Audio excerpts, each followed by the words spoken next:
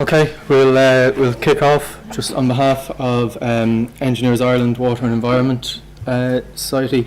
I'd like to welcome Nathy and Niamh for this evening's talk. This evening's talk is on flood protection and the environment and balancing the drivers of the two. Nathy is the head of the environment section in the OPW, and he's worked in the management of flood relief and river work since 2003. He guides the implementation for the environmental requirements across OPW's flood risk management activities. And Niamh is an ecologist with JBA, who's been working in ecological consultancy for 8 years, and has prepared NIA and EIS for the arterial drainage maintenance programme for the OPW, and for the OPW's arterial drainage maintenance activities for 2016 to 2021. So just before we start, I'll remind people to knock off your phones and to keep an eye on the two exits, which is the one that you came in, and there's a fire exit the far side of the stage if there is any need. So other than that, we'll hand over to Nathy and kick off. Yeah, thanks very much, Owen. Good evening, everyone. Yeah, as Owen introduced us there, tonight we're going to talk about how to manage the environmental, how to balance that with the flood risk management. So just to cover ourselves, and myself and Niamh, it's a joint presentation. I suppose it is a sign of the change that I'm an engineer and he's an ecologist. So basically a joint presentation, ecology and engineering joining up, talking about the same topic.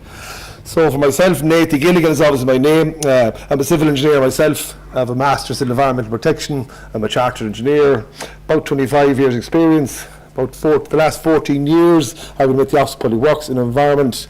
I did a bit of work for a few months over in Brussels with the European Commission on the environmental side of water, and currently I'm head of environment for OPW.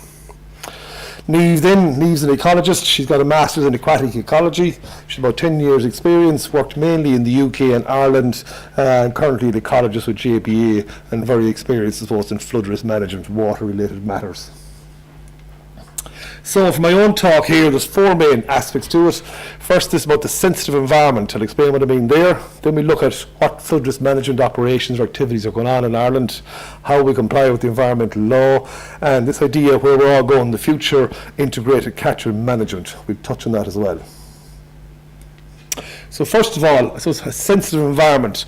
It's just to make everyone aware of where, when you're an engineer working in flood risk management, this is physically the environment you're working in. This is the Ramsar, an international committee will say. They would report that worldwide, about 70, in the last 40 years, between 1970 and 2010, about 3/4 of the species, freshwater species, are gone, as they have declined in numbers across the world. And that would be pretty much kind of similar enough to Ireland, UK, heading the same direction. The EPA, the Environmental Protection Agency, would report that Ireland's aquatic systems of wetlands, all them kind of wetland aquatic type systems, they support internationally significant populations of these species, because a lot of these species and habitats are under pressure. And I suppose from an Irish point of view, the last graph shows the species actually isn't as bad as habitats. About 50% of the species are what they call favourable conservation status. So about half the species are unfavourable status or unknown.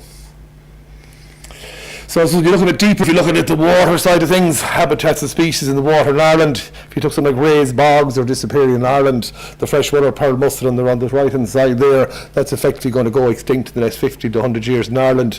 The curlew is a water breeding bird in Ireland. It's going to go extinct in Ireland in about 7 years' time, they reckon, roughly. There's about 120 pairs left breeding in Ireland, and it's going to go very soon. So that's the pressure an engineer is under when you look at the environmental side. It's for someone working it, you have to recognise there is an inherent conflict here. People will need flood protection and do need flood protection. As an engineer, you're going to end up progressing some sort of project. You're going to have to try and change the flow or do something with the water to protect people from the flooding. However, when you look at the environmental side, 90% of the wetlands in Ireland are at not favourable conservation status. They're under pressure, they're kind of declining or something's going wrong, and about half the species are declining or there's something going wrong. And then when you mix all that together, there's a whole array of very complex environmental legislation. When you put all that into a melting pot, you basically have a perfect storm. So basically, if you want to get into conflict, you're going to find it if you want it. So we're trying to show people this is where we're coming from and how we're going to get there, what we're learning.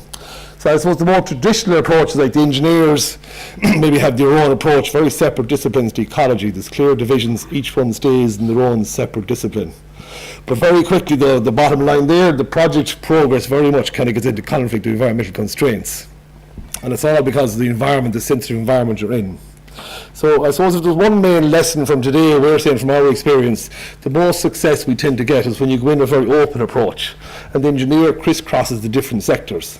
So you end up with the engineer trying to help the environment. How can the engineer enhance the environment? Ends up then the ecologist is trying to help the engineering design. And the whole dividing line between engineering and ecology gets very blurred. And you start getting this kind of win-win approach where both people are working for each other. Now it's not easy, but basically it can be done. And it takes a lot of energy and effort.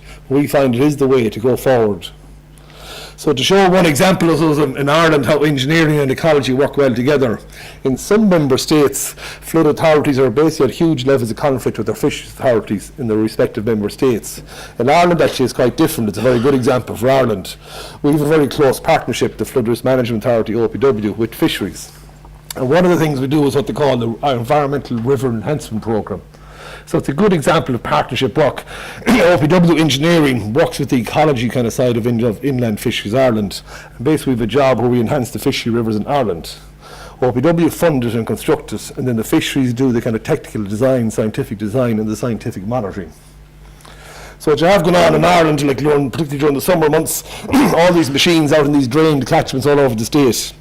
So the top left-hand picture there is a machine there putting in spawning gravels. So again, that would be a drained river, probably about 3 foot to a metre, roughly a metre lower than it should be according to nature.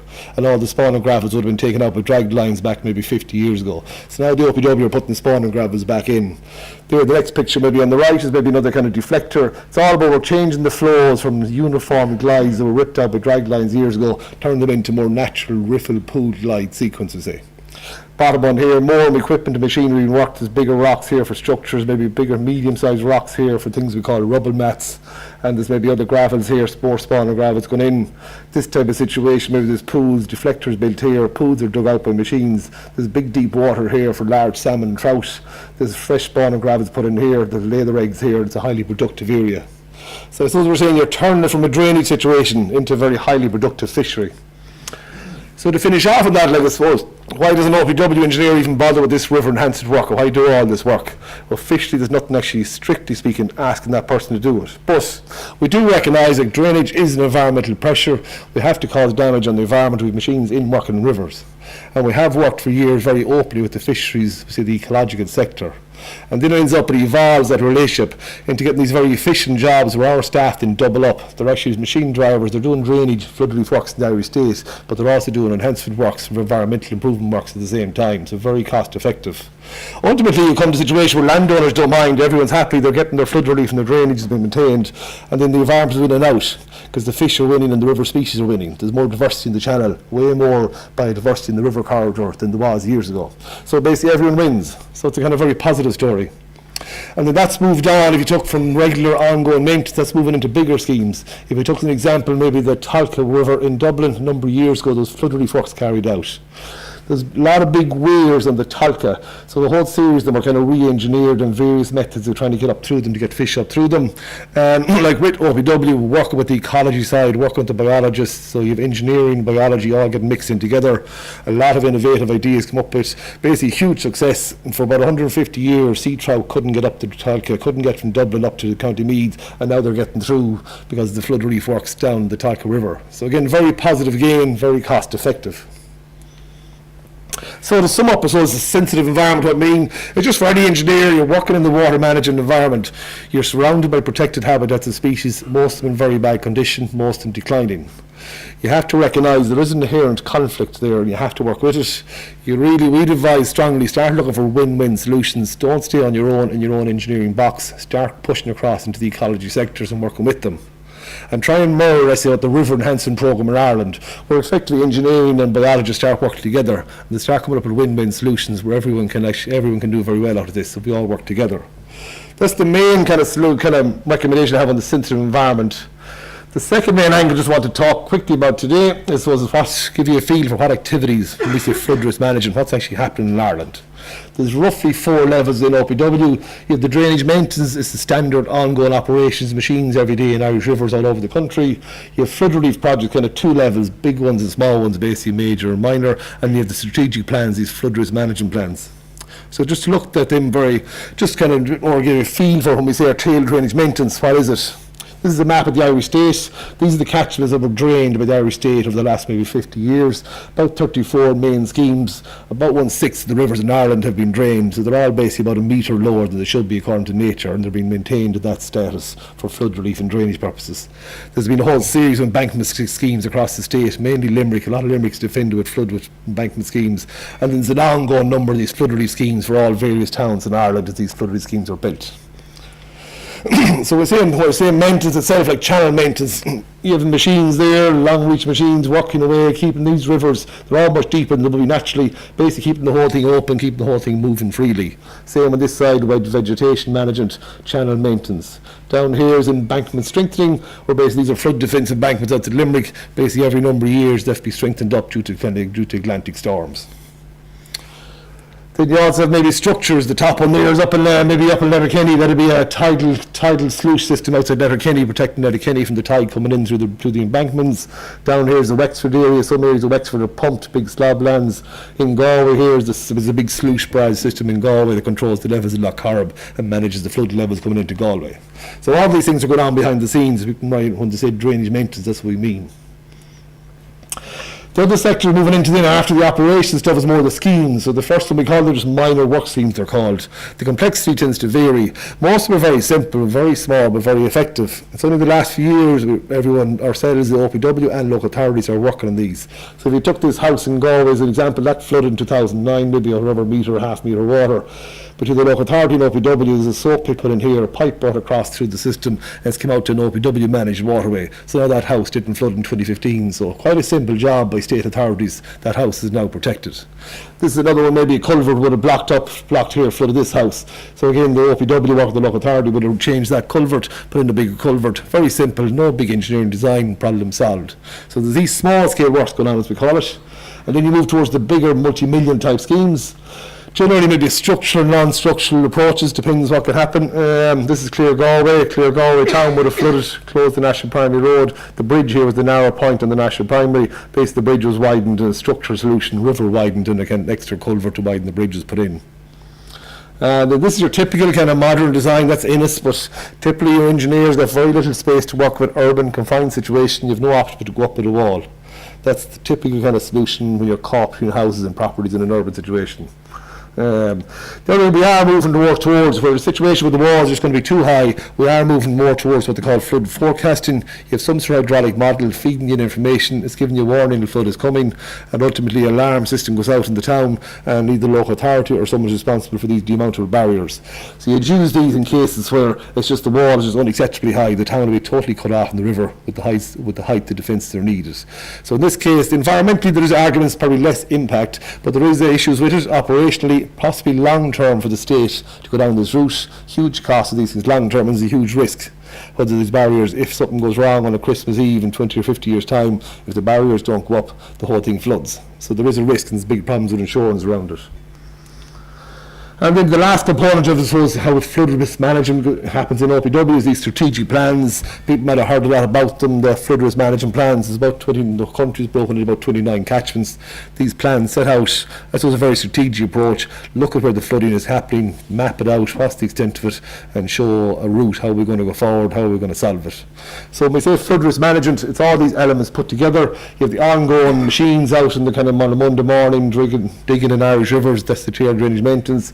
You have various level projects going on, from small, maybe projects from €30,000 to 30 million, and then you have the flood risk management plans setting out the strategy going forward where we're going. So the third component I just want to look at here is the environmental compliance. Basically, what assessments we carry out. Just to flag for you, the complexity of this is increasing the whole time. And I suppose to show an example for drainage maintenance, that's a national scale operation, how we approach this appropriate assessment. We'll show you about that. So first of all, this is why, what legislation is there or something? It's mainly driven from Europe. There's a whole series of legislative directives. You don't need to be an expert in all the names. The Strategic Environmental Directive, Environmental Impact Assessment Directive, there's Habitats and Birds Directive, there's the Water Framework Directive. But on top of that, then you have the Irish legislation, there's Wildlife Acts, Fisheries Acts, there's various things. So all these pieces of legislation are all driving towards, so setting out, assessing your potential impact and how you're going to manage the environment. The first big one on the assessments is this, what they call the Strategic Environmental Assessment, called the SEA. It's really designed by European law to be a high-level early consideration where the plan or project you're at looks at strategically what's the environmental impact it has to deal with. So an example we often use to explain it is something like Dublin transport. If someone thought of building an outer ring road in Dublin out to the M50, the Commission would get frustrated that the problem is a big fight starts between, let's say, wherever you pick 2 points, the road's going to start and finish, and then the road fights out some sort of route through all the environmental issues up along its route. The Commission is so frustrated that there's no one standing back looking at what's going on. Can someone not say, hold on a second, maybe you're better off put your money into a bus corridor, or you're better off put your money into a railway corridor. Why are you going for a road in the first place? So the whole idea was to try and drive the decision making back up the line to a very high level, so you're forced to think out what's the best way of doing this, we say. So if you look at that, the flood risk management plans have all carried out strategic environmental assessments to show how they demonstrated how they considered the various options. And then there's drainage maintenance, the national programme, there's kind of an overarching plan that carries out strategic environmental assessment. So for a catchment, the whole idea is like thinking catchment terms. If you're flooding here or flooding here, wherever it is to start thinking in catchment. What's your options? How else can you do it? There is public consultation, and there is a big tech report. It's called the environmental report that comes out of what they call the SEA. The other big environmental assessment driven by European law is the environmental impact assessment. That's the EIA. This is more an on-the-ground assessment of the project itself. This is the stage where you've decided, right, you're going to bring the flood from point A to point B. Now it's down to how are you going to move it, what's the best way of getting it through the town or around the town. And that's where the EIA kicks in, we say. We do it for all the major schemes. Any large multi-million euro flood scheme would automatically carry out an environmental impact assessment, and some of the more minor, who we think is minor, some of them still have quite large environmental impacts that might require an environmental impact assessment. They all go through formal, once you trigger this process, they all go through formal public consultation, and ultimately the final big tech report that comes out is called the environmental impact statement. But I appreciate these terms are very confusing for people. There are very subtle differences in the terms, but they all mean very different things. Another, the third of the big European environmental assessments is this appropriate assessment. Again, this is more to do with these Natura sites. It's really any plan or programme, whatever you're going to do, you cannot damage basically EU protected species or habitats. That's really what it's after. So it applies everywhere. So any plans we OPW do, whether flood risk management plans, drainage management plans, if we're in around, if that was your catchment, if you have some sort of European protected site here and one here, no matter where you go to do the catchment, you have to look at how can you impact that and make sure you're not going to impact them designated species. And basically all flood schemes, all the layers end up doing an appropriate assessment to have regard to the European sites. There's no official public consultation, and again, it's called the Natura Impact Statement. Is actually a technical report that comes out of it. And again, it's just I know these terms are very confusing for people. The last type of assessment we often do in the Office of Public Works for flooding is what we call Ecological Impact Assessment.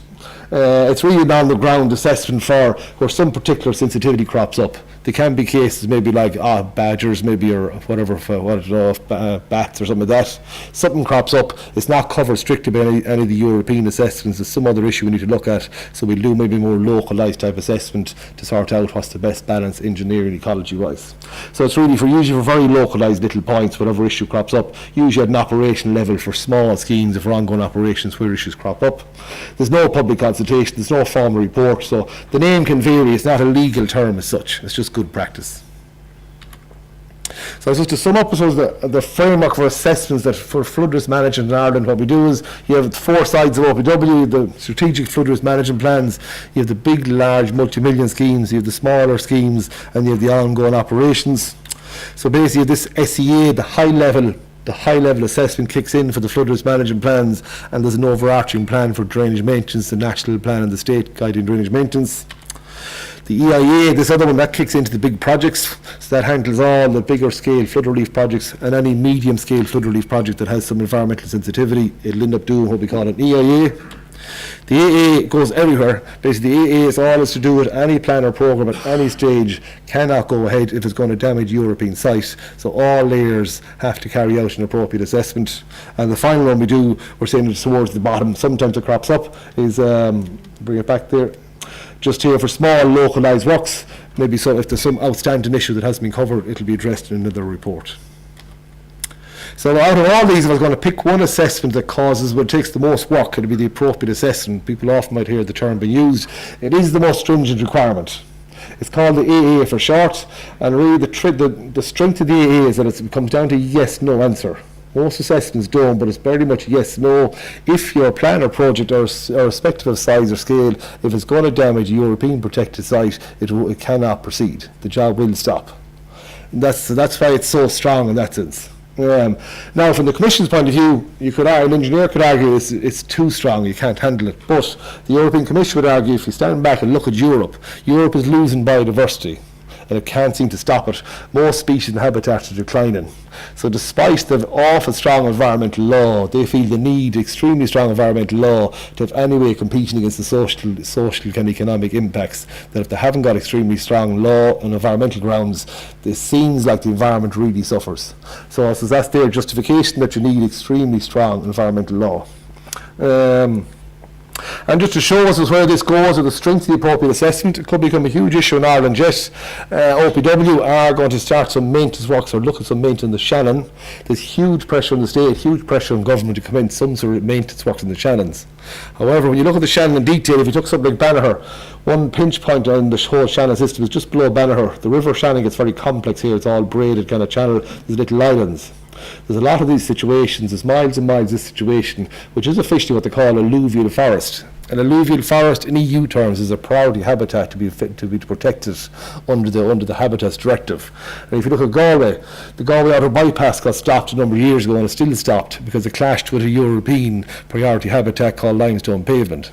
So it just means for an engineer and ecologist approaching the Shannon maintenance, it's important we all have to work very, very closely together. Ireland's going to have to be very adaptable in the way it approaches how it's going to manage alluvial forest if it's going to try in a position where it can manage that and manage the Shannon maintenance. So it just shows you if you get into conflict zone with some of this legislation, your job will not proceed. That's basically Galway outer bypass showing that. And finally, just on the appropriate assessment, just to show you on the drainage maintenance how one section of OPW handles it. This is all the blue here is all where OPW, all these drained channels all over the Irish state, all the coloured areas, these European protected areas. You don't need to go into the detail, but basically there's about 100 European protected sites that drainage maintenance overlaps, so we say. It takes a lot of work from an engineering ecology point of view. There's huge effort by OPW put into this to make sure we comply with all these requirements. And ultimately what's happened is we've developed a national framework, of a whole series of 5-year appropriate assessments. So if you take it as like a rolling progress or programme, for this year so there'll be maybe 8 of the catchments are going to have an appropriate assessment on this year on drainage maintenance. Next year there'll be another 7 or 8, the following year another few. It just keeps coming and coming. We have a rolling system to try and manage the amount of administration and requirements involved. And then on top of that, then you have these additional site-specific appropriate assessments. So if there's something particular happening in some scheme, it's turning out we might need more closer look. So we have some more detailed appropriate assessment feeding in with the bigger catchment assessments as well. So it is quite a complex system. It does work, but it does take a lot of work. So to recap, I suppose, in environmental compliance, how we do, you have the 4 maybe scales of flood risk management, from strategic plans to programmes right through to operations on the ground, and then you have kind of the 3 layers of maybe European scale legislation, from SEAs to EIAs to appropriate assessment, and you have the Wildlife Act or other more localised type assessments coming in. So that gives you a feel for, I suppose, how environmental compliance is managed as part of flood risk management. So the last component for today is just to look at this integrated catchment management. And we're just flagging this for people. If you're an engineer starting off in flood risk management, this is the future. This is the way it's going to go. Water management decisions, to make them in the future, you're going to have to start thinking in terms of catchment. All sectors will have to coordinate or integrate their needs together, and they'll start heading this direction of what we call this win-win, where you get this social, economic, environmental balance, basically for sustainable water management. Engineers will play a key role, and as Ireland heads this direction and all member states head this direction, engineers are going to play a key role. It's not easy, but it can be done. And just to show you how that's been put in place, or the building blocks are being put in place by the European Commission for this. And so the European Commission's water management framework, when you stand back and look at it, the 2 big water management guns they consider, the Water Framework Directive and the Floods Directive. Both of them are now lined up together in 2015, and they're going to have plans produced at the same time in theory, and then every 6 years, 2021 and 2027. Then whatever you decide in here, whatever measure you need, then you have to consider, you have to put your measure or proposed measures through the through the mill in terms of environmental assessment. Can it comply with the environmental requirements that the European Commission have set? Then if you go through that stage, you look at in terms of European policy, there's a whole series of policy. Europe is committed to protect its biodiversity by 2020. You have this policy on green infrastructure. There's other policy promoted by the Commission called Better Environmental Options. The idea is that ultimately if you're an engineer here, you're making some decision how you're going to affect your catchment or doing some water management. By the time your decision goes through this and satisfies all these requirements, you're going to end up with sustainable water management in each member state. So that's the way the commissioners want this going, that's the way it's been set up at the moment. And as to help that, the Commission do produce guidance. So as I say, like the big water management guns, we'll say the Water Framework and the Floods Directive, they are aligned. This is their schedule or their timing here. And you're heading for by 2021 really, the flood risk management plans will be second one will be coming out, and the third river basin management plan. So all the big decisions coming on water management and catchment terms will be all coming out, and they should be coming out together for one public consultation where everything's going to the local hall in one go. And the whole idea is keep pushing everyone towards this idea of win-win solutions and water management kind of working together. So no one person works in isolation compared to the other sector. That's the way so the Commission are setting it up. And in terms of Ireland, this is coming what we call catchment management. It is building. If you take the Environmental Protection Agency, that there the water part of their website is now called catchments.ie. A lot of water framework director staff, they're coordinating or communicating with public authorities. They call it the Catchment Management Network. It's all this idea that everyone's working together, we're all part of the catchment. And so within that, to say one of the more final points is this idea of natural flood management. It's just to flag it for people. It does come up a lot. If you're an engineer in flood risk management, like you have a key role here to assist with the catchment management, and that's this idea of what they call natural flood management. Now, what is natural flood management? You reduce flooding by using more natural methods to store water, slow water down the catchment.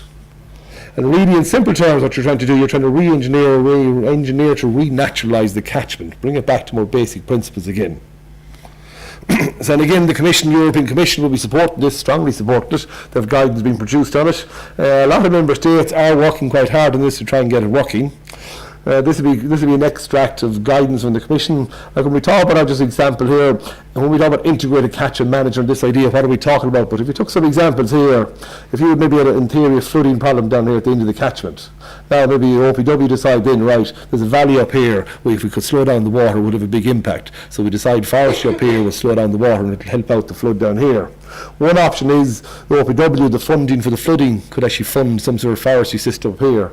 The other option is get the forestry service. They could move their grants to make their grants more lucrative in this valley, and now they'll bring the forestry into that valley, which will slow down the water, that will help OPW. And actually the other thing the forestry want to do is if they want to, from a border point of view, if they want to get their forestry off the peatlands, they'd be quite happy to bring the money down here to get it into better land, into the low-lying valley. So it's a kind of win-win situation for two sectors. Again, if you took something maybe like, I don't know, again, if you had riparian fencing up around here, maybe a riparian forest, this might help slow down the flood coming down this far. What you could do is maybe Department of Ag or someone could bring in a scheme where they'd increase the funding mechanism up along this river channel here to attract farmers to bring in more fencing along here. And then if it turned out that maybe Department of Agriculture gave the freshwater pearl mussel down here, they obviously benefit because they'll stop the silt getting into the river. So it's kind of win-win. Or it's the same idea when you board them on and maybe they might re-wet a wetland up here or something. That might slow down the silt that's coming down top of the freshwater pearl mussel down here, and it also might help slow down the flood hitting the OPW defences down here. And again, if you took even like local authority planning, there's things here like U3, what's that, permanent solutions, permeable pavements. You could have some decision that's decided strategically between the flood risk management plans and river basin management plans that we need to slow down the water of this catchment. One option is all planning development now goes into maybe for permeable paving as a standard condition for all urban development of that catchment, and maybe the planners then could work with maybe some big developers, get in some sort of, what do you call it, maybe retention ponds. Again, it's all heading towards slowing it down, but it's all heading towards maybe improving the water quality as well. So that's what I mean, integrated catchment management. It takes work and it is complex, but it can be done. And I suppose just to kind of come across the end, but for the OPW, it still is difficult around the idea of natural flood management. There is a bit of a dilemma that if you look at the situation, people want roughly the 100-year flood protection, they expect it. Now, natural flood management seems to have little reduction on large floods. So that's the problem for the OPW. So if you look at the flood relief design is for large floods. Towns and cities want to be protected for large floods. So basically it ends up in predominantly walls and embankments, despite whatever way we approach it. Now, we do recognise in natural flood management, it does help reduce the smaller floods. and it can provide many additional benefits for the environment and society in terms of broader catchment management. So for the future, we're not exactly, this is kind of still evolving, but we do see successful natural flood management. It will require multiple kind of catchment-wide small measures, really kind of success by 1,000 cuts. That if it is going to work, that's the way it's going to work. It can reduce the need for raising flood defences in the future as climate change kicks in. It could save the likes of OPW and local authorities a lot of money in years to come, and it can buffer the catchment for communities to withstand more extreme weather events, which are becoming more common as climate change kicks in. So we're not too sure how it will evolve yet, but ultimately natural flood management will have some sort of role in flood management projects as part of overall catchment management going into the future. So just to recap on the catchment management, I suppose for an engineer thinking in the future and more flood risk management, you have to start thinking in terms of catchment. The whole EU directives, the whole EU policy, it's all driving towards sustainable, holistic water management. If you stand back and look at it, that's the way you're being asked to move anyway. And then in terms of natural flood management, it is recognised in flood terms it will help with climate change, it will build resilience for communities, and somehow we're going to have to we'll have to build it into the future somehow. So in summary, I suppose we've looked at sensitive environment. Really, again, for an engineer working in water management, you have to recognise you're in a sensitive environment. You have to work around the conflict. And flood risk management activities, there's a whole layer of them, from strategic plans down to operations. There's a whole layer of systems for environmental assessment, we say, and then for integrated catchment management for the future going forward. Again, you have to start thinking this idea of catchment. And that's the end of my presentation. Thank you very much.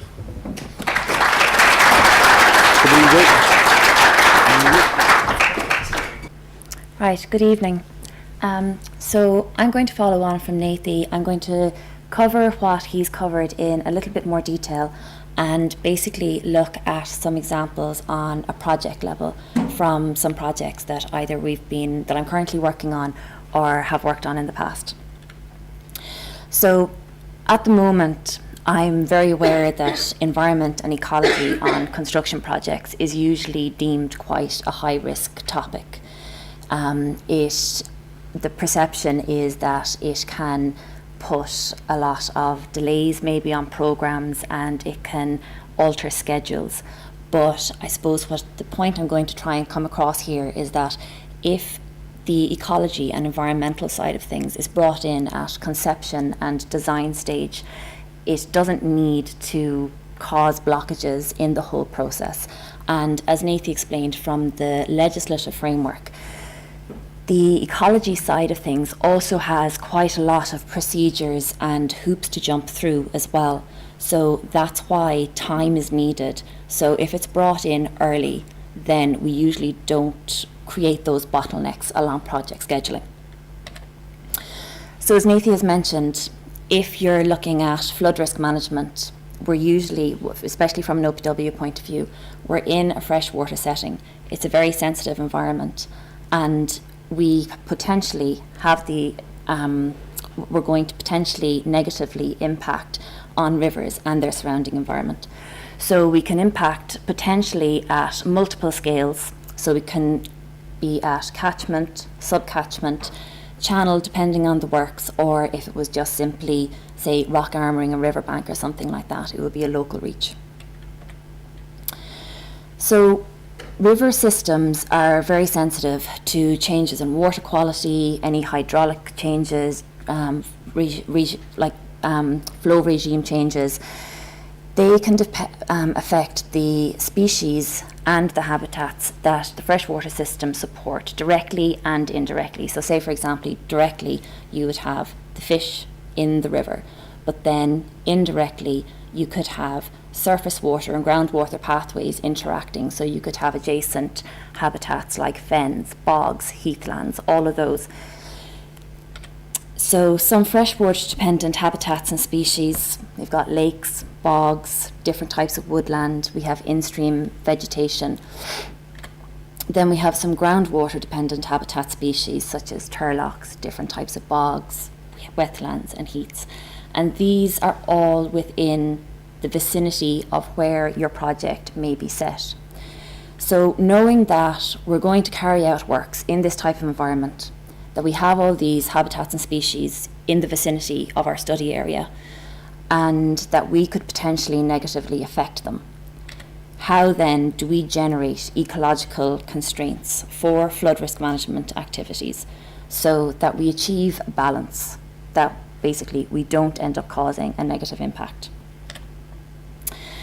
So in generating these ecological requirements, I think no matter what your background is, professionally or not, at the weekend, if you go out for a walk somewhere and it's very picturesque, you'll admire it anyway. You'll admire its beauty. So what we're trying to do is create sustainable development and just maintain that balance in our projects.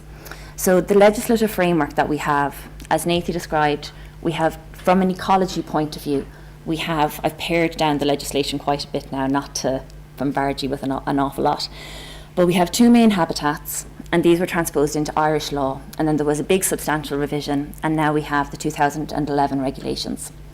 And then we also have our national piece of Wildlife Act. So going back to the Habitats and Birds Directive, member states had to designate specific areas within the state. So special areas of conservation are solely for specific habitats and species that are listed under the Habitats Directive. And then similarly for birds, it's special protection areas, and they're specifically for more vulnerable and rare species, for migratory birds, and also wetlands that support the migratory birds. So these sites form our Natura 2000 network in Ireland, and each site has a list of designated species and habitats, and this list can change from site to site.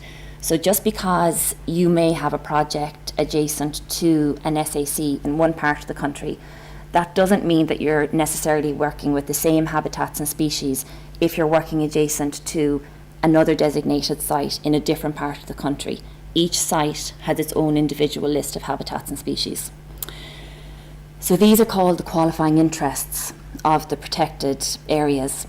And as Nathy was saying earlier about conservation status, usually there are set targets for each habitat and species. And the idea is to either, if they're unfavourable, is to restore them to favourable conservation status, or if their status is already favourable, it's to maintain it at that level. So then we have our Wildlife Act. So this covers the fallout a lot of the time from the European legislation. So if you have your designated areas that list specific species and habitats, this covers your other species and flora and wild birds. So back to our Habitats Directive. So the appropriate assessment that Nathy was talking about, now that's the text from the article, but 3 bullet points down the bottom basically summarise the paragraph. So an appropriate assessment needs to be carried out if your plan or project is not necessary for the management of that designated site. So if it is not going to contribute to making the habitat or species attain that favourable status, it's not necessary from the point of the legislation. If it's likely to have a significant impact, then those 2 combined, it requires an appropriate assessment. So for arterial channel maintenance, we carry out appropriate assessments for all the catchments for the OPW. So these are just the cover pages of a few that we've done recently, the Moy, the Boyne and the Rywater. So for these, the bottom graph is the Boyne catchment. So what we do is we look at the proximity of the project or the activity to the Natura 2000 site. So usually this involves putting different buffer levels around our activities.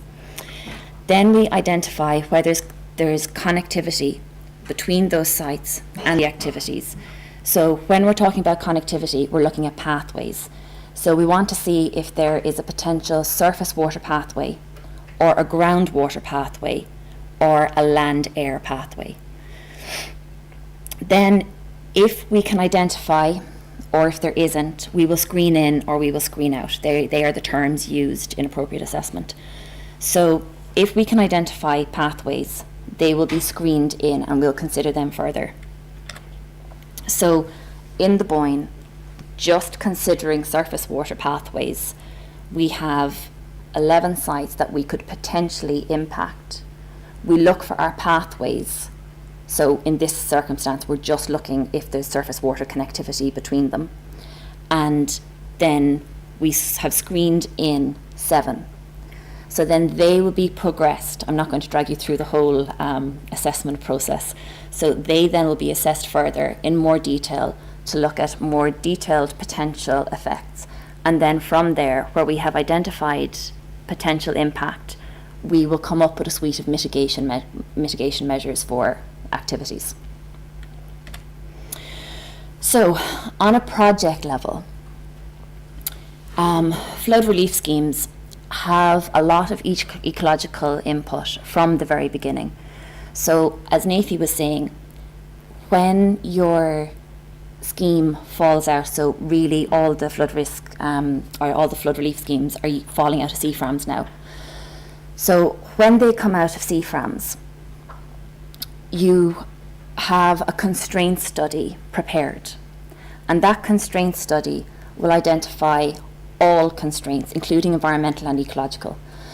So at that point, that feeds in also to a multi-criteria analysis, and in that MCA, what we're identifying from an ecological point of view is, are the options that you are proposing, so we could be assessing 4 options, and the main elements that we're looking at is, will that option cause a deterioration in a designated site? Will it cause deterioration in just the general environment? And will it also impact fisheries? So will it cause a migration barrier for fisheries upstream? So when we're looking at these, there's a scoring system. So it isn't just a blanket yes or no, it will or it will not impact, because otherwise you could cut off all options that are being proposed very, very quickly. So usually, if it's a deterioration to a designated site, that would be scored quite heavily, quite negatively. It depends what the impact is, but if it's then to general environment, again, it could be something that is negatively scored because it would, we'll say, I'm just trying to think of an example now off the top of my head, it could reduce, say, riparian tree lines along a river because you have to take out the riparian tree line to install flood walls. But it may not, but that wouldn't be scored as negatively as if you were to lose all the in-stream habitat, if you were to dredge out the whole river. You know, so you'd have different sensitivities in your scoring system. Out of that MCA, we get the preferred option, and that is what goes to your EIA and your AA. So that's where all your detailed ecological survey work starts. So it's important at the start that the constraint study and the environmental and ecological input into the option choice is actually chosen at that point, because if you come along without having that environmental and ecological input with your preferred option from an engineering and cost benefit point of view, you could be setting yourself up for some major pitfalls just because you haven't considered what you're passing through or what's in the vicinity. So when we get to the EIA and AA stage at project level, we have to carry out a lot of detailed survey work for all our different ecological receptors. So we'll do a habitat survey, we'll do fisheries, we'll do bats, birds, large mammals, usually flora as well would be tied in with the habitats. And all of these have seasonality. So I suppose what I'm trying to get across here is that so we'll just take fisheries as an example. So if you decided now that you want to do in-stream works in the summer, during the summer, it depends what the requirements are for your project to enable that to go ahead without any glitches. So we'll look at salmon here. So for your assessments to take place, you can undertake a habitat assessment. So basically just walking the channel and saying whether it has good, poor fishery potential to support salmon. You can undertake that at any time of the year.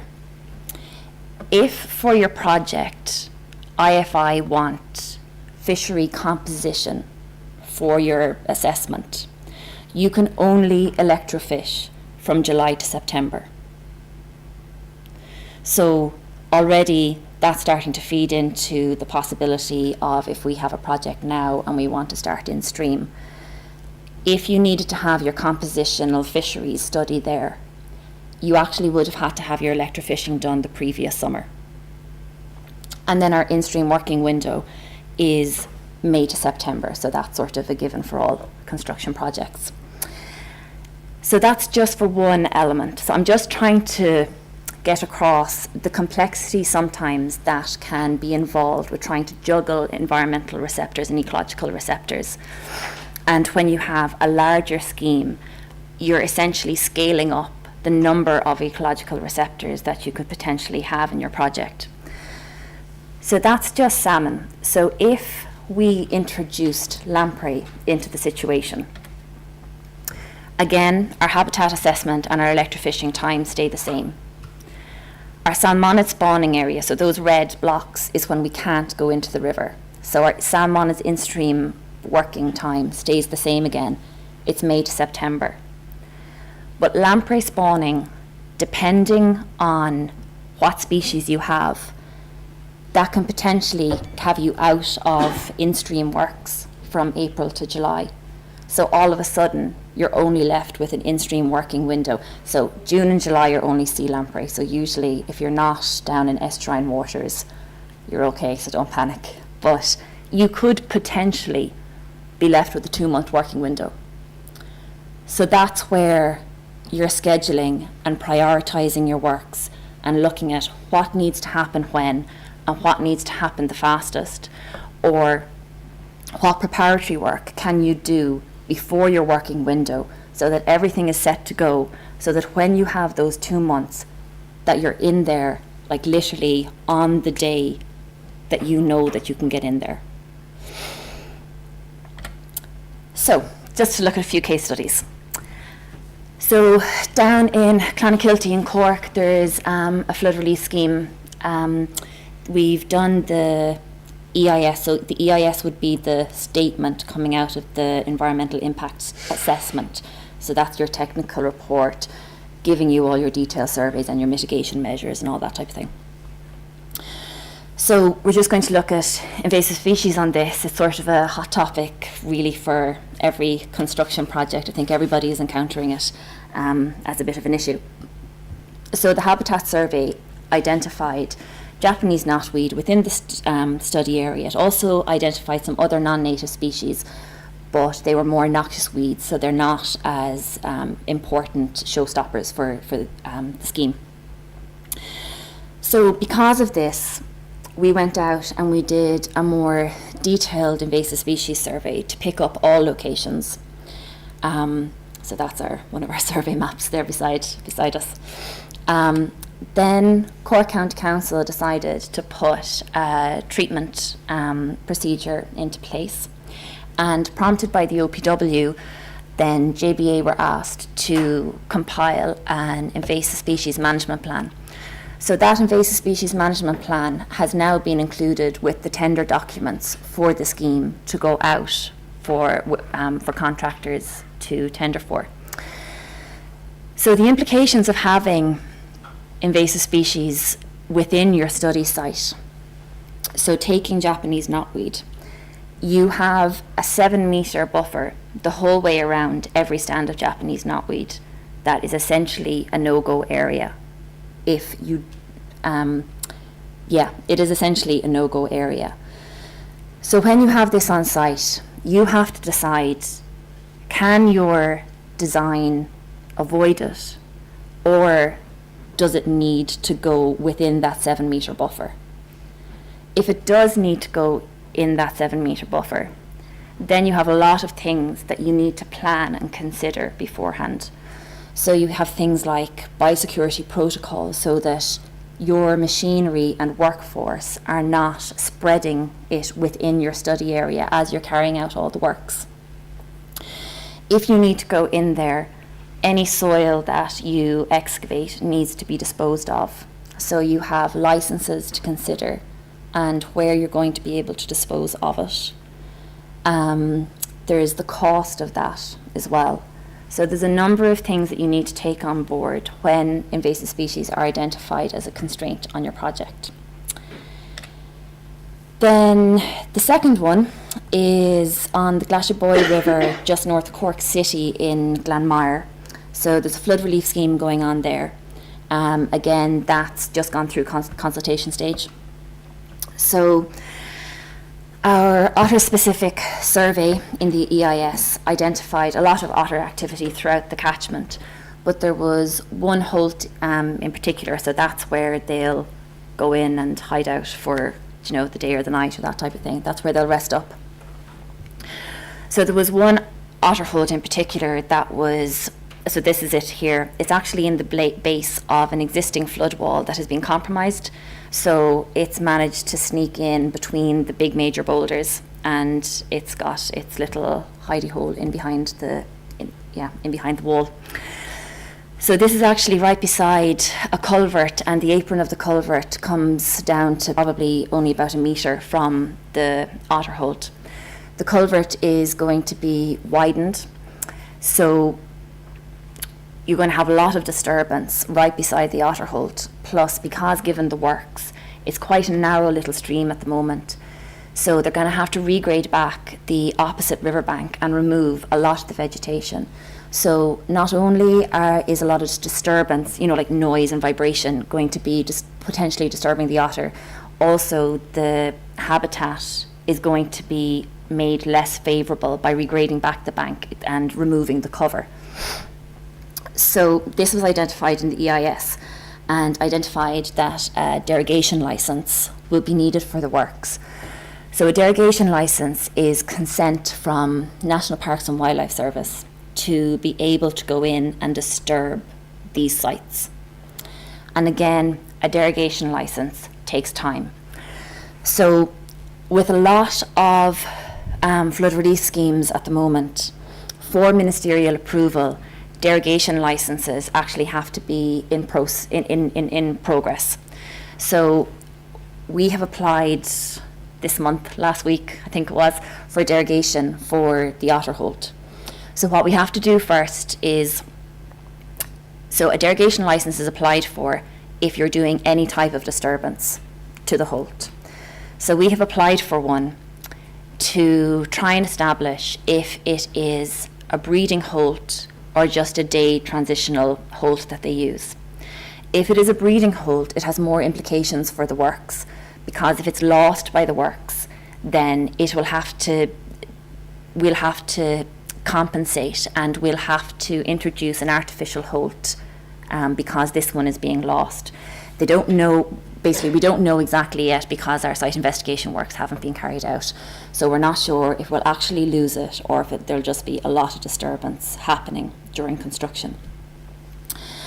So for a derogation licence, just so you know, so for the works to be carried out, you have to have a certain amount of monitoring and backup data to apply for a derogation licence for the actual works taking place. So this is why at the moment we've applied for a derogation licence to try and ascertain whether it's a breeding holt or transitional holt, and we put up monitoring cameras to monitor the activity going in and out, and then that data will support the application of the derogation licence for the actual works taking place. So we are hoping to have, I think ministerial approval is I think we're aiming for May. So there's quite a push on at the moment. Our EIS it was submitted I think in November 2016, so it's been for consultation. We've had our consultations back, and as I say, things need to keep moving for everything to progress, so that, say for example, something like getting a derogation licence for the disturbance of an otter holt doesn't actually hold up ministerial approval of a flood relief scheme. And then the last one I'm going to talk through is on one of the flood embankments that Nathy was talking about. They're more coastal. So the OPW, this embankment was compromised, and the plan was to build a new embankment behind the existing embankment and then regrade the existing embankment into the new embankment. So this is down in Castlemaine Harbour, down near Clorglan in Kerry, and it's adjacent to Natura 2000 sites. So that triggered an appropriate assessment needing to be carried out. So we did our ecological walkover survey, and we identified a badger set in the flood embankment. Now, if you remember back to our EU directives and our Wildlife Act, badgers are not a qualifying interest of any EU designated sites, but they are protected under the Wildlife Act. So even though the OPW were carrying out an appropriate assessment for this works, they also now had to consider the badger set in their embankment. So again, we set up monitoring for this just to identify, was it a main set or was it an outlier set? So a main set would cause more complications because it could potentially be a breeding set, and you would have a very restricted time when you could interfere with a breeding set. So this gives you an idea. So survey-wise for badgers, you can survey activity all year round, but for activities, to get good activity surveys, especially for data for a derogation licence to interfere with a badger set, February, March, October, November, they're sort of your best times. But the time when you can actually close a set or collapse it is only July to November. So again, just window-wise and prepping and surveys and just being aware of timelines, we'll say if you were in the middle of works in September or October and you identified a badger set and it was active on site and it was a main set, you couldn't get at that set unless you changed your design and found a way around it. That would be a constraint until the following July. So that's why it's really important to get out early and get your ecology surveys done, get all the environmental data covered so that all these constraints are highlighted at a really, really early stage. So here with the OPW, what we did was, it was quite a long embankment. So while the monitoring for this set was done, they did works at either end of the embankment, and they created an access track to the opposite end of the embankment through one of the existing farmland fields. Then so instead of actually having to, so what Nathy was saying, about trying to, we'll say, I don't know, I'm trying to look for a good word, but trying to incorporate and not just take the attitude of we have to get rid of it. What we decided to do was that we had entrances on both sides of the embankment. So what we did was, there's a procedure that you can close off badger sets entrances. So under licence, just to confirm. And so we closed off the set entrances on one side, so there was no activity on one side. And then we put down meshing so that there was no access in once we had closed off those entrances while the works were going on. And then, as you can see there, that's the new embankment. And what was actually done was that the new embankment was built and that wire was left in situ so that the badgers couldn't extend their set into the newly built embankment just in case it would cause any complications or compromise the embankment in any way. And the old embankment, just for this section where the badger set entrances were left in place. And then that's basically the active badger set. Then post-works, when the monitoring had to go on for a few months afterwards just to make sure that everything was okay down there. But it's just an example of where it could be incorporated into the works, that it could be accommodated to work on different parts of the embankment while the monitoring was going on, and then that the badger set could actually be left in situ, but that, you know, actions could be taken so that it still wouldn't compromise the new embankment being built. So we do try to, you know, ecologists try to compromise as well with engineers and with, you know, and with design. So just in conclusion, to tie up, what I was hoping to bring across to you was that early engagement between engineering and environmental and ecology teams is vital, because this information is actually very important in forming design, especially when you're considering multiple options. And then our ecological requirements or constraints that we have for projects, they provide a framework for sustainable activities to preserve the surrounding environment. Thank you very much.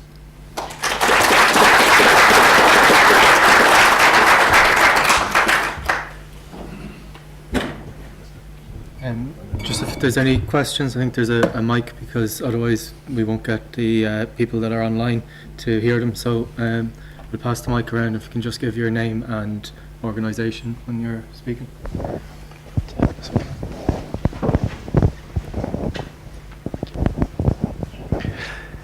Thank you very much for an excellent presentation from each of you. Really appreciate that. My name is John Madden, and I'm a civil engineer and an Irish solicitor, and I've been in Ireland for the last 14 years doing conciliations on drainage works and motorways. So for the most part, I understood your presentation and very much appreciate it, as I said. But I have a question. When I see something or hear about something I don't understand, I'll ask. It may be a dumb question, but what is electrofishing? Oh, okay. So electrofishing is where you put an electric current, a very, very gentle electric current, in through the water so that it stuns the fish, and you can collect them and measure scales and weight and size and then return them to the river again. But it's a way of actually determining what a fish population is like in your channel. Sorry, so I should have explained that. My apologies. Thank you very much for that.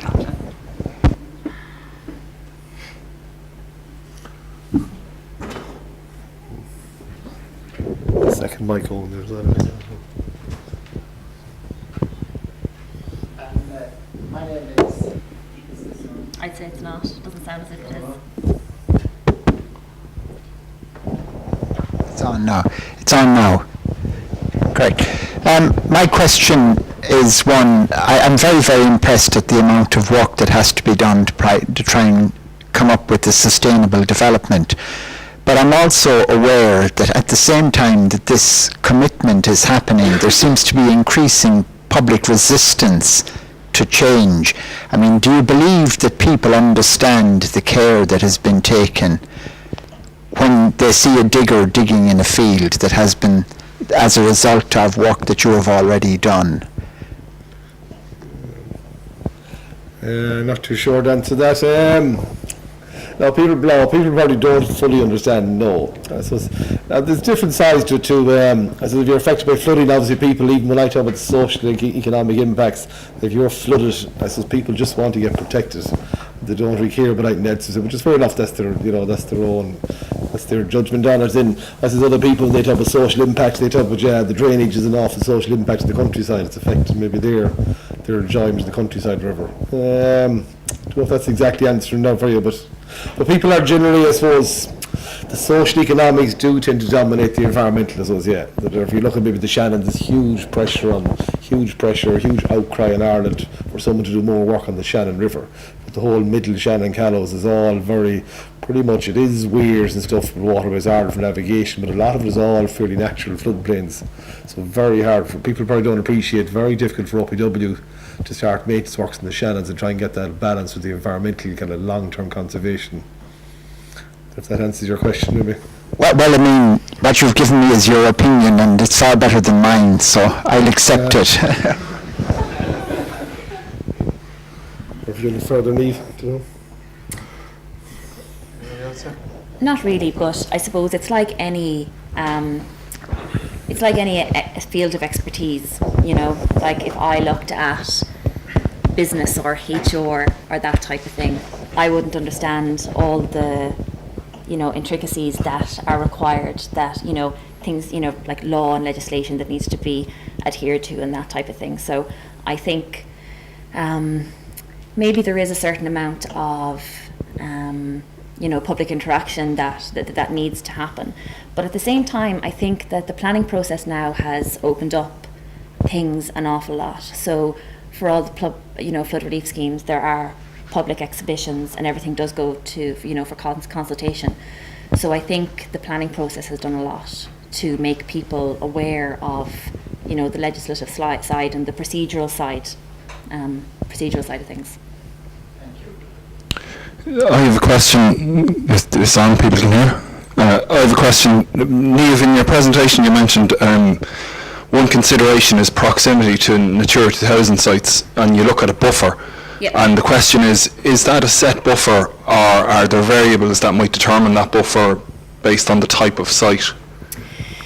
So we have two sort of definite guidance buffers, all right. But then it does depend on the project activities that are being undertaken, plus the sensitivity of the receptor that you might be impacting. So our two buffers are usually, in guidelines, are usually 5 kilometres for projects and 15 kilometres for plans. So when we're screening, we would always use 15 kilometres initially, but those 5 and 15 kilometre buffers are not always given in concrete, because if you, especially for surface water and groundwater pathways, because as you know, if something went into a river at one point, it has the potential to travel much further than 15 kilometres. So it does depend on the type of activity that you're carrying out, the potential impact that it has. So, you know, there might be some activity that the impact is potentially very minor, or you could have something that's potentially much more destructive. So then that 5 and 15 kilometre buffer, that's sort of more up to expert judgment, really, to be honest.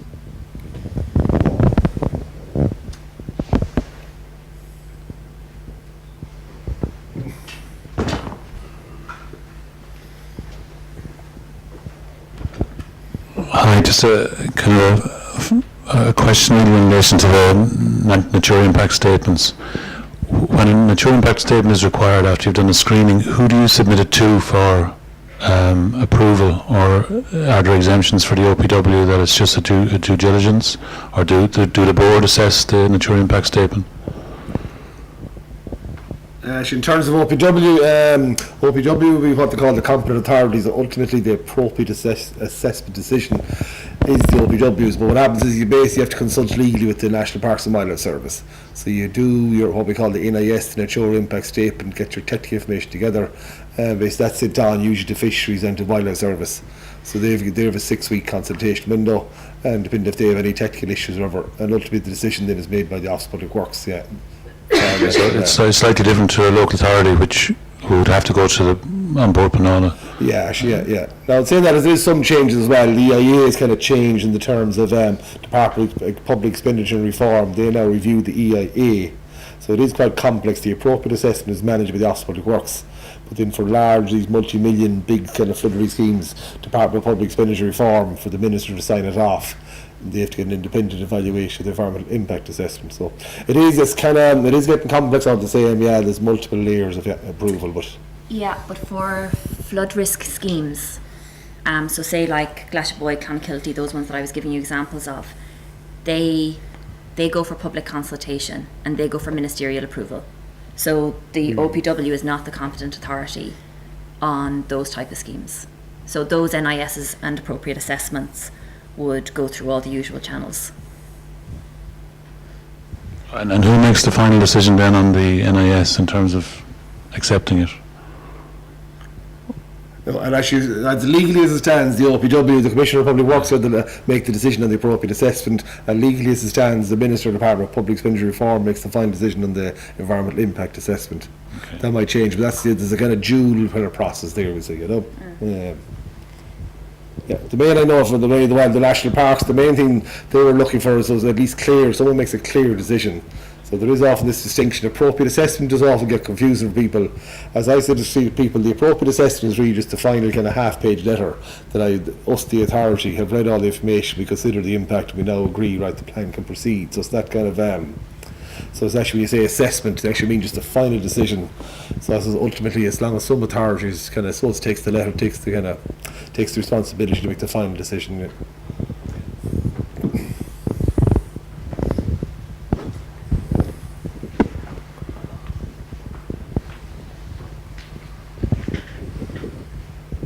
Hi, I'm Noel Gibbons. I was just wondering, what do you think is the biggest challenge to ensuring sustainable development?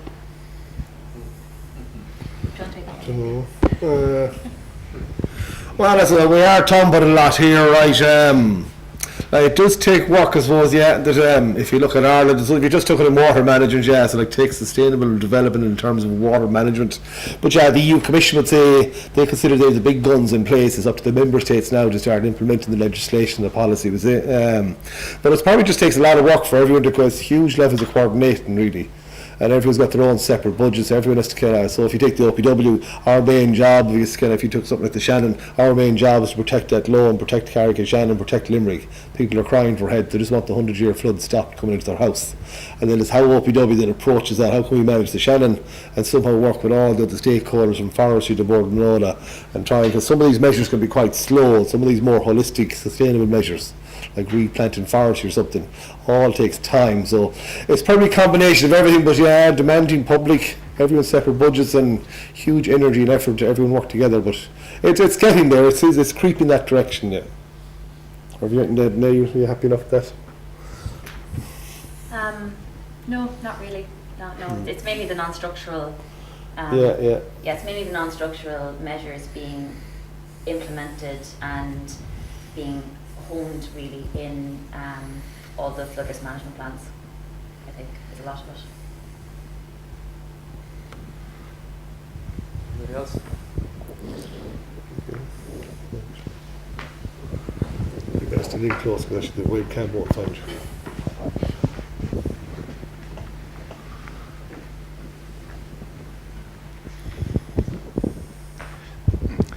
Thank you very much for a fine presentation.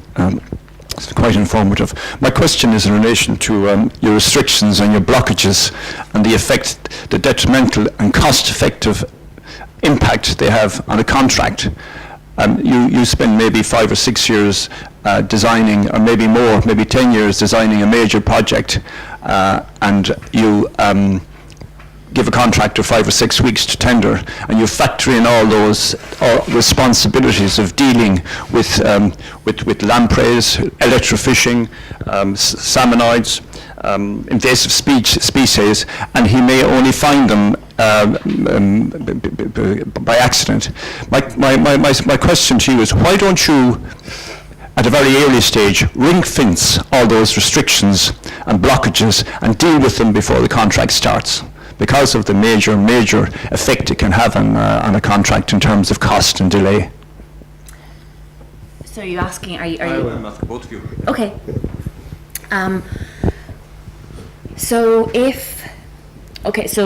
from my point of view, if something like that happened on a project that I was working on where I hadn't personally prepared the EIS, my question would be, why weren't those issues raised in the EIS. So that's why in your appropriate assessment and in your species-specific surveys, that's where all that is supposed to be identified. So I would question the quality of what has been produced if contractors are coming across things on site where it hasn't been identified to them previously. Working windows for species, we can't change.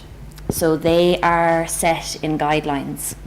So that is something where I would usually sit down with the engineering team and try and prioritise. So say, for example, last week we were trying to prioritise bridges and culverts that we need to do works on, and trying to prioritise bridges that possibly might have restrictions on them to do with bats.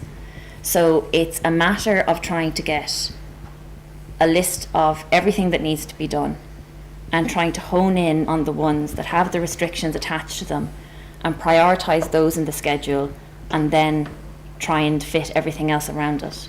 So scheduling works is really, really important to try, and because I understand where you're coming from, but scheduling works is really and the pre-planning stage is the most important thing in that. But I do agree with you though, if contractors are coming across things on site when they haven't been identified to them already, it's not a very easy issue to deal with at all. With respect to that's not the question. Sorry. The question is, can you not deal with them before the ring fence them and deal with them before the contract? So, so working windows you can't, but yes. So say for example, the otter holt that I was giving you an example of there, and the bats that I was talking about where we were dealing with last week, all those derogation licenses are being put in place now, so that the derogation licenses are in place for the contractor for when they start. So say for example with the bats, we'll have the derogation license in place for the works, and then what the contractor will have to do is just do a pre-bat survey, but the derogation license will be there, and all the procedural stuff that usually takes time and delay will have been done already, and all the categorization of the bridges. And similarly with the otter, that we'll have the monitoring done, we'll have the derogation license for the works. If we need an artificial holt, we'll have that cited and the design of that cited beforehand. So you can deal with you can deal with the majority of it before the contractor gets to site. Yeah.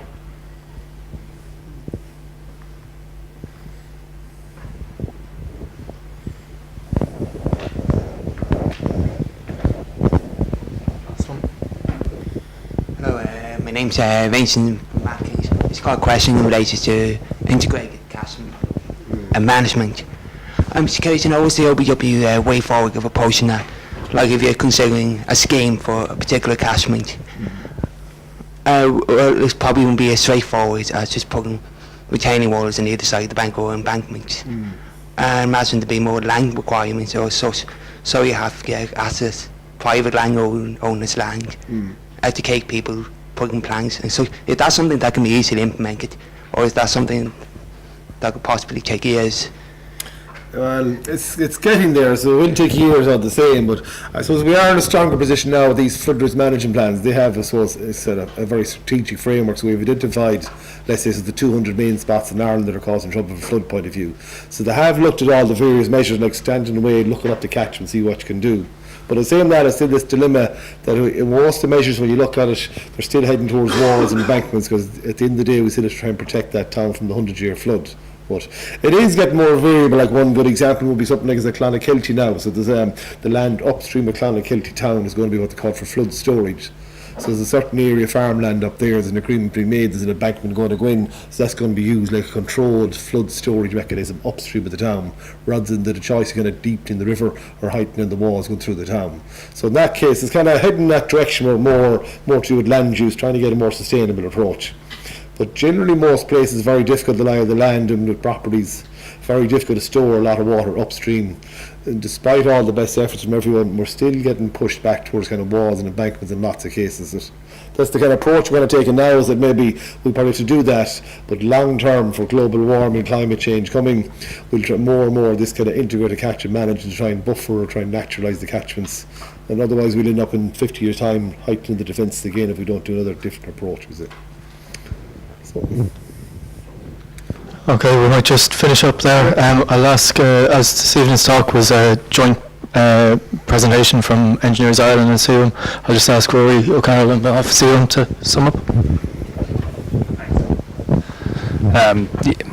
On behalf of the Cyber Republic of Ireland branch and the Engineers Ireland Water and Environmental Society, we'd like to thank Nathy and Niamh for two really informative and interesting presentations. We all as professionals know that flood management is going to be one of the big issues, I guess, of the next few decades. And if any of you watched EcoEye last night, while Duncan Stewart did a good job on sort of describing the flooding problems, two things struck me. One was that the sort of what we all know when we see there's big floods at any time, that the media jumps up and down and thinks that somehow the government can wave a magic wand and the problem will go away. And on the other hand, in the discussion between hard solutions and soft solutions, there was a sort of a bit of wishful thinking that there's somehow an easy way of doing it. And I think that Nathy's and Niamh's presentations have captured three things for me anyway. That first of all, that the OPW and the other stakeholders are doing an enormous amount of work, you know, between regular maintenance, between small schemes, big schemes, and strategic planning. You know, that's very clear, and money will be spent. And secondly, you know, the complexity of these projects is not to be underestimated. And I thought that between all of the legislation we have to deal with, and also I think the evolving relationship between engineers and scientists in getting what were big engineering projects in the past done in a way now that sort of satisfies all of the environmental constraints within which we work. And I think lastly, the clear sense that flood management has moved on in the last, you know, certainly moved on in the last generation, moved on even in the last 10 years, and continues to evolve. And you know, it won't just be hard engineering, and it certainly won't just be soft engineering. You know, like it will have to be sort of imaginative combinations of these things on a catchment scale. So, and with that, I think the two presentations really covered a lot of ground on those things and informed the professional community. And I'd ask you to thank them both in the normal manner.